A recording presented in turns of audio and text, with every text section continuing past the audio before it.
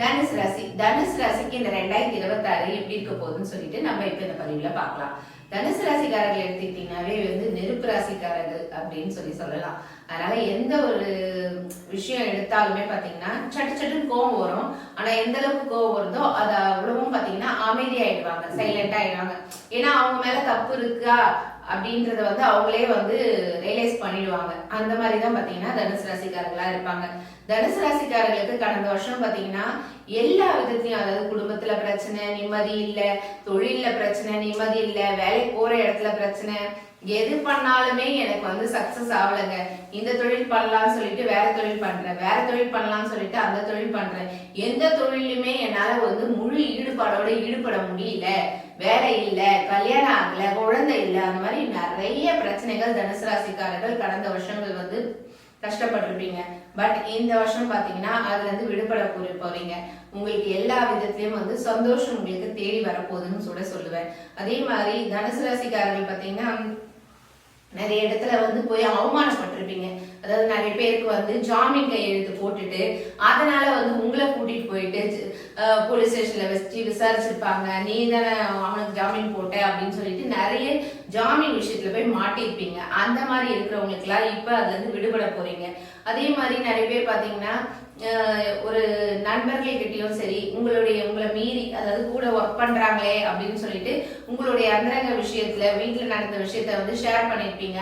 அதை எடுத்துட்டு போயிட்டு அவங்க வெளியில சொல்லி உங்களை அசிங்கப்படுத்திருப்பாங்க. அந்த மாதிரி நிறைய அவமானங்கள் 2 வருடங்கள் ஃபுல்லாவே அவமானம் மட்டுமே சந்திச்சிருப்பீங்க. அந்த அவமானங்கள், பட்ட கஷ்டங்கள் எல்லாத்துலயுமே இருந்து இந்த வருடம் இந்த தனுசு ராசிக்காரர்கள் விடுபட போறீங்க. அதே மாதிரி உங்களை விட்டு பிரிஞ்சு போன உங்கள் கணவனோ இல்ல மனைவியோ உங்களை தேடி உங்களை புரிஞ்சுக்கிட்ட, நீதான் இனிமே எனக்கு எல்லாமேன்னு சொல்லிட்டு உங்க காலடியில சரணாகதி ஆக போற ஒரு காலகட்டமாகவும் இந்த 2026 உங்களுக்கு அமைஞ்சிருக்கு. அதே மாதிரி பொன் பொருள் ஆகணும், அதாவது பொன் நிறைய கோல்டு சேர்க்கணும், இல்ல ஏதாவது வண்டி வாங்கணும், இல்ல இடம் வாங்கணும் அப்படின்னு இருந்தாலும் ஏதோ ஒரு ரீசன்னால அது தடங்களாயிட்டே போயிட்டு இருந்திருக்கும். ஏன்னா ராகு பகவான் பாத்தீங்கன்னா உங்களுக்கு 3ஆம் பாவத்துல இருக்காரு. அதனால ஒரு தைரிய வீரிய ஸ்தானம் கொஞ்சம் கம்மியா இருக்கும். உங்களுக்கு எதுவுமே டக்குன்னு ஒரு முடிவு எடுக்கக்கூடிய ஒரு காலமாவும் இந்த காலம் உங்களுக்கு அமையாம இருந்திருக்கும். அது எல்லாமே வரப்போகுது.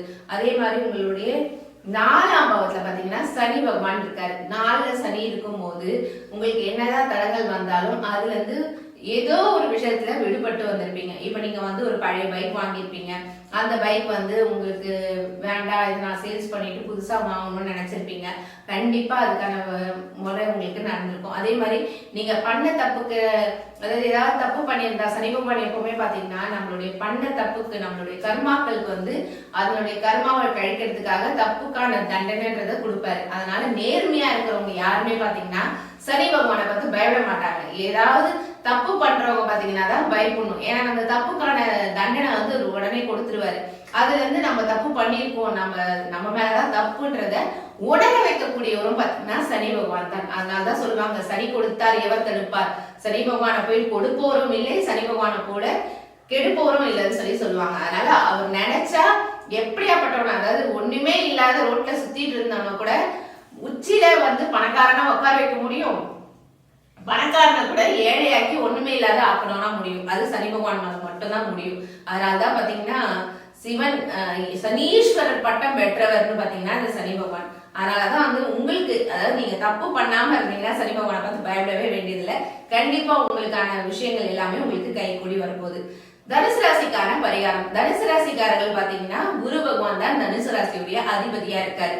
நீங்க என்ன பண்றீங்கன்னா, ஏதாவது ஒரு சிவன் கோயிலுக்கு போயிட்டு அங்க சிவன் கோயில்ல ஒரு 21 முறை சுத்திட்டு உங்களுடைய வேண்டுதல் வச்சுட்டு வாங்க. அந்த வேண்டுதல், அதாவது 2 அகல் விளக்கு ஏத்தி வச்சு 21 முறை சுத்துங்க. சுத்திட்டு உங்களுடைய வேண்டுதல் வச்சுட்டு வாங்க. இந்த வருஷத்துடைய தொடக்கத்துல, இந்த வருஷம் முழுவதுமே உங்களுக்கு நீங்க என்ன வேண்டுறீங்களோ அந்த சிவபெருமானுமே உங்களுக்கு அந்த வேண்டுதலை நிறைவேற்றி கொடுத்துருவாரு.